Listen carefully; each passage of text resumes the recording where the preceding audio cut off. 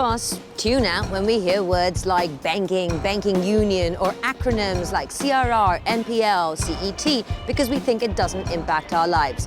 I'm Maitreyi Sitharaman, and this week Real Economy is exploring how the alphabet soup of European banking regulation is changing. Is it going to make our banks safer, lend more to you and I, and ultimately be less of a burden to us, the taxpayer?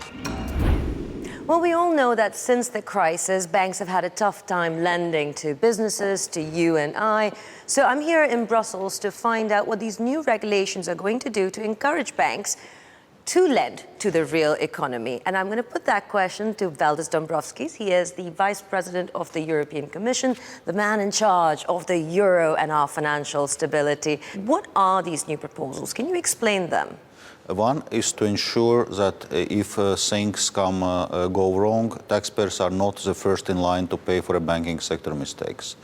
And second, to preserve the diversity of Europe's banking sector and ensure lending to the wider economy, putting stricter capital and other requirements to the banks, ensuring that even the biggest banks, what are called globally systemically important banks, have enough own resources so that they can be resolved if things go wrong, and at the same time looking how we can facilitate lending to the economy, lending to the small and medium enterprises. Is there anything specific you think will help citizens be a little bit more reassured that our banks can lend more?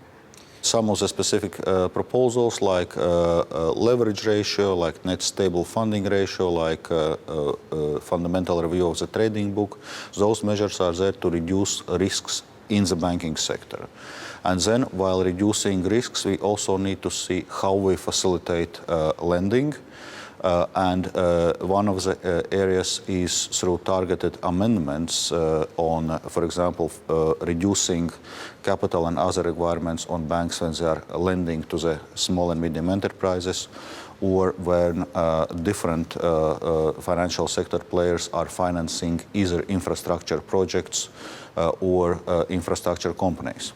Well, these proposals have come after in-depth consultation with European banks. They've spent the last couple of years checking the regulation boxes with stress tests, capital requirements. But SMEs are still having a tough time getting loans, and investors seem unduly concerned about the health of these banks. So Guillaume Desjardins set out to find out why. Wait.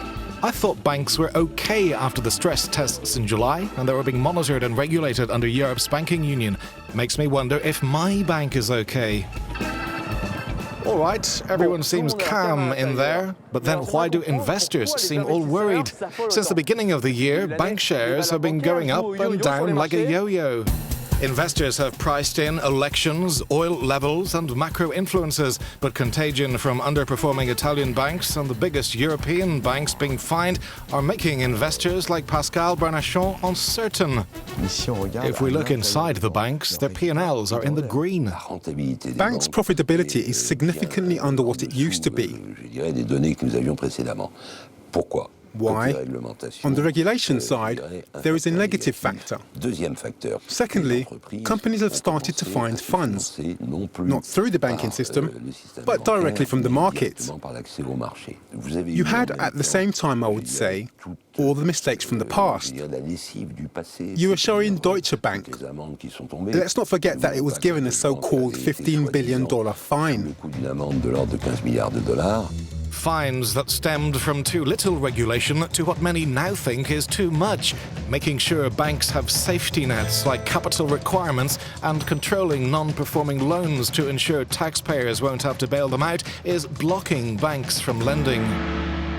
Among the European banks, there are 13 that are so big, so important, that we can't let them go down. They are called systemic banks. This means that in case of a problem, the taxpayer will be the one paying. So how do you balance taxpayer protection with lending and economic growth? We went to the European Banking Authority, the stress tests masters. Knowledge about the banks is the key, as long as those banks themselves have addressed legacy problems and are geared towards a future and a sustainable future. All of the studies show that it's only well-capitalized banks that are able to lend into the economy in good times and bad. A thinly capitalized bank is not able to lend into the real economy except by excessive leverage, which is highly volatile, highly risky, and can end up damaging the economy. It will be a test for proposed European rules to see if this time banks can actually work for the economy.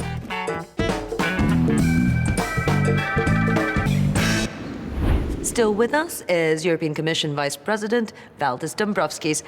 These new proposals, some are anticipating that banks are going to be forced to raise billions in new debt. How is that going to impact their lending behavior, and how are national governments reacting? First, it's clear that for banks to lend to the real economy, they also need to attract this financing in the first place. The proposal on total loss absorbing capacity, it tells that banks must raise their resources in a way that it can be bailed in. So what we are saying is that there should be enough creditors for the bank whose loans can be used to absorb bank losses if this becomes necessary. That is what is called the bailed in. It's as opposed to the bailout by the taxpayers. Do you think these new proposals are going to allow European banks to be in a stronger position, and under what rulebook? Position Europe is taking that completion of Basel III should not lead to the overall substantial increases of the capital requirements. First, we need to have a strong and stable banking system and not to go back to the model which was there before the crisis, where there was lots of deregulation and banks were taking excessive risks. In several countries, we still have high levels of non-performing loans in the banking sector. And we work closely with those countries to actually resolve this problem of holding back banks from new lending. Do you think this is finally going to convince everybody to get on the European Deposit Insurance Scheme, the ultimate backstop to protect the taxpayer? We already have single supervision, we have a single resolution mechanism, and European Deposit Insurance Scheme is a third pillar for the banking union. We hope we'll be able to reach agreements as regards our risk reduction measures and also as regards European Deposit Insurance Scheme. Mr. Dombrovskis, thank you for your explanations. And we do understand that the banking alphabet soup can be quite intimidating. So do go onto our website where we've curated some more simple explanations for you. Thanks for watching. We'll catch you next time.